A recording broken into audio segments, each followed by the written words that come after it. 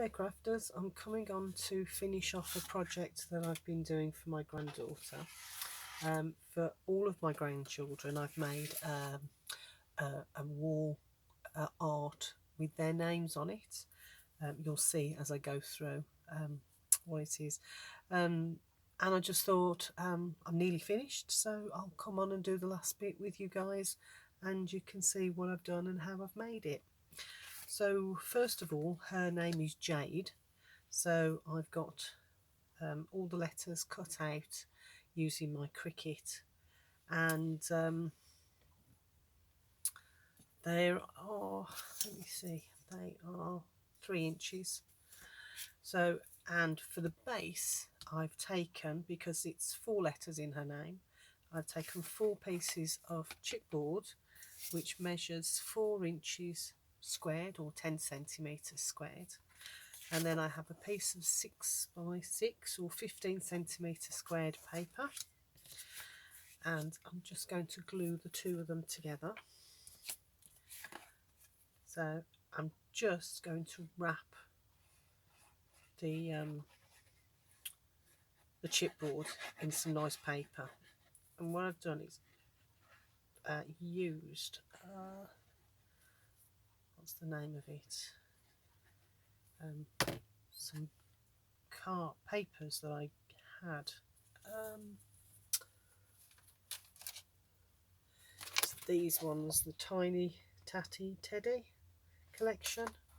I've got most of this pad still left, but I bought about 3 of them because I made each granddaughter a what do you call it, an album, a mini album. So I've glued that down in the middle, so I'm just roughly bending that up while it dries. Bring that one up, and that one, just to give me an idea of where everything is. Let's get some scissors.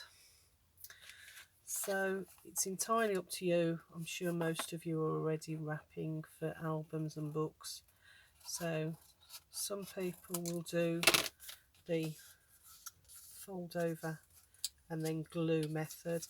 This card's a little bit thick, so I'm having to cut the bulk out, because otherwise it would just be too thick. I did try the fold over originally, but it's just too thick, so I've cut those off. It's lovely paper, isn't it? Very pink girly, which her mum isn't. Her mum, my daughter, was in the RAF cadets, so she's been up flying aeroplanes and off doing camping trips and goodness knows what when she was little. She was not really a girly, but it's still nice to give them some pink and beautiful. And then she's now got her own daughter who's coming up to 6 months. So, and I've done these for all my other grandchildren. Use the same pack for all of them for their journals, not journals, mini albums, and for one of these each. So, and obviously it depends on the length of their names. Thea obviously is 5 letters, so, and Tommy is 5 letters, so theirs was bigger, whereas Ella and Jade's was smaller, and Phoenix was much bigger. So where's my bone folder? I'll use this one. Right, so just fold that down as much as you can, and then bring that across. Just give it a really good rub down. So now we've got the front covered, and then to cover the back over, all the workings, let's see which side's the, that's that way. we flip it over, and then to cover the back I've got another sheet of paper from the collection, which is 3 3/4 inch squared, or 9.5 centimeters squared, and I'm just going to glue that on the back. So pop that on there and give it a good rub with the bone folder. Oh, there it is. Give it a good squeeze down. This is the back, so it doesn't matter quite so much what we're doing with it. So that's that one, and the E goes on this one. So I'm just going to glue that centrally. I've already added a button and some baker's twine, just to give it a bit of a decoration. I've tied it round it and I've put a bit of glue on there just to hold it. So aeroplane's going over, so I'll keep quiet for a minute because she won't hear me.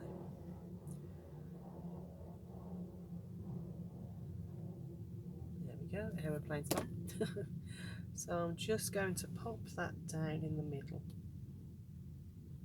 like that and give it a good rub down to make sure that that's all nice and flat. There we go. So, and these are the other bits. So we've got J, A, D and E. If I turn it round, you can see. So there's 4 pieces and they've all been done exactly the same.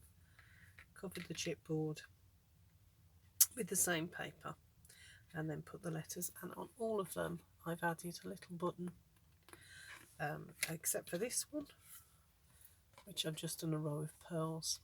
Okay, so when you get to that stage, got them all done and they're all dried, what I'm going to do now is lay them out in a way that looks good.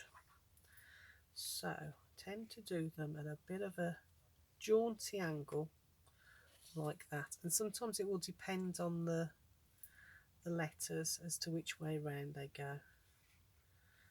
So just spend a few minutes deciding which way you want them. I quite like them going a bit sort of all over, but you might want them quite straight like that, for example. That doesn't look too bad, does it? But no, I want it a bit more jaunty. So let's see. Let's move that a little bit more.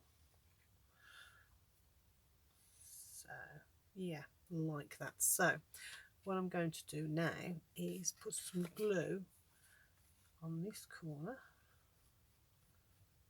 and on the back of this, because I'm going to put that down like that. So my daughter just put her head round and said, "Have you been to the warehouse?" Yes, we've been to the warehouse.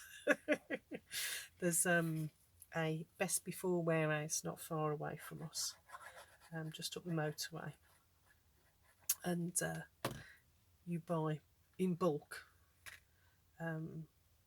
food that's coming up to its Best Before date, and it's a really good place to, and it also saves it going to landfill. Right, and then this one let's put on this corner. You can use hot glue if you want, whichever works for you.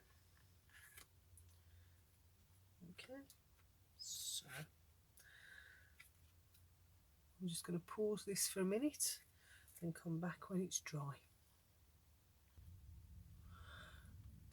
Right folks, so now that's drying, I'm going to move on to the next bit. So what we're going to do is, I like to put some bunting across the bottom of it. So I've done one piece already, so I need to finish off this piece. So what I'm what I've done is I've got several pieces of paper from the collection, and I've cut strips 2 inches wide and then fold them in half. And then what I've done is I've used my scissors to then cut out triangles like that. So then we have a piece like that, and this I've then glued across the baker's twine. So cut a length of baker's twine and then just glued lots of these on like that, and then I've cut another one, so going that way. So I've thrown them away, these pieces, but what you could do if you wanted to use them, you could glue them onto your baker's twine like that, and just made sure it's in the middle, lined them up, and then glued them together like that if you wanted to, but it's too fiddly for my fingers. So where are we? Right, so there's triangles, and then I've occasionally cut something that's round about a square like that, so it opens like that, and then cutting up the middle just about a centimetre, and then coming from each side to join that to create a different type of bunting. So it looks like that. Then when I open it up, put some glue in the middle like that. I always make sure there's some in the crease, because that's where my baker's twine sits, so it holds it really well in place. Okay, now I've done that all the length of this one. As you can see, all the different, whether it's triangular bunting or flag shapes, and then on each end I've just threaded my baker's twine through a button, and those will be what I glue on to each end of the name wall plaque. And this one is a shorter one, so I'm going to have it sitting slightly differently. So I need to leave a little gap there, or do I need to put a button on? What do I think? Maybe a flower instead of a button might work. Yeah, so I'll leave a little bit of a gap, and then I'm going to carry on. Already cut a few out. I'm going to glue down onto the rest of it, so I'll leave a little gap there and then start again. And it's really about whether you want to alternate it, have a pattern into it, or whether you just want to, like I have, just push them on as you grab them, not paying too much of attention to a pattern, but making sure that, because this is directional paper with the hearts, that this is always at the front, because otherwise my hearts would be upside down. So don't have to be too careful with the glue. I'm not, it's just there to really hold it in place, and the fact that you've double-sided it like that means that even if they do move around a bit, they still look pretty both sides. So keep going to the end. This one I'm not going to put buttons on, because I'm going to glue the two of them together like that. So let's do a few more. I haven't got any number ones, have I? Sometimes I notice that my patterns aren't getting a bit repetitive, so sometimes it's because I've not cut enough of whichever paper it is. So these ones, I haven't got many of these ones done, so just going to do some more bunting. And like I said, if you want to keep those bits and use them, that's fine, easy enough, but I'm just have fat fingers and don't do very fine work very easily. So pop these on, making sure there's some in the middle so it can grab that. I'm going to leave it there for a minute because I can always put an extra one or two on when I've glued it onto the wall art. I'm going to pop that over there to dry, and I've already cut out from the paper some little heart shapes, but I'm not sure whether I will use these or not. So, but they're there just in case. But I am going to use some of these. I've used my tonic punches to create some flowers. So I've got some already done. I only want 4, though I might do a 5th one because 5 is more of a natural order, isn't it? So I've punched one of each in contrasting colours, and I'm sure that you know how to do these, but let me just show you. So take them both, and you might want to shape them first, but I'm not going to. I'm going to do this first. So I'm taking the little one and putting it behind off centre, and then I'm going to thread that petal between those two so that we get it poking through. And then I'm going to go all the way around and do that. So push that back, bring this forward, bring it forward, push that one back.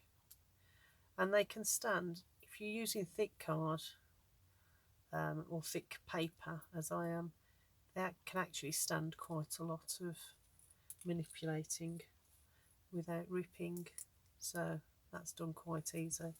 And then I'm going to use my where's it gone, embossing tool. Typical, I've put it down somewhere and it's vanished. Okay, I'm going to use the point of my bone folder, and I'm just going to shape it a little bit. Actually, that's not very good, is it? Let's use the back end of that instead. See if that'll work. Must have put it away somewhere. So just gives it some shape like that. And then I've got some of these beautiful pearls, which I think were gifted to me by Lorna. And I'm going to just pop one of those in the middle. Get my pokey tool. See if I can lift it off. I've lifted a couple off and they've left the glue in place, which wasn't a good idea, but you know. Okay. Oh, there we go. Trying to escape. So lift it up, pop it in the middle like that, or as middle as you can, and there we have 4 flowers, which I'll use on the wall plaque. So just pop those away for a minute, clear the decks, and bring back in the plaque. So that's been drying, and what I've done is, while it's drying, I've put on the back, I've taken some baker's twine and I've plaited it together just to give a bit thicker, and then I've glued it down with some PVA glue, and then on top I've taken a strip of this paper and just glued it across it, just so as it gives it that extra bit of hold. so it's still a little bit damp. There we go. Okay, and then take these off. That should be dry now. Okay, so I'm going to bring back in these. Right, that's that one. And then we've got this one. So I can't remember where I got the idea from these. Can't remember, but I've been doing it for, well, my eldest grandson is 6, so I must have been doing it about at least 5 years. So there we go.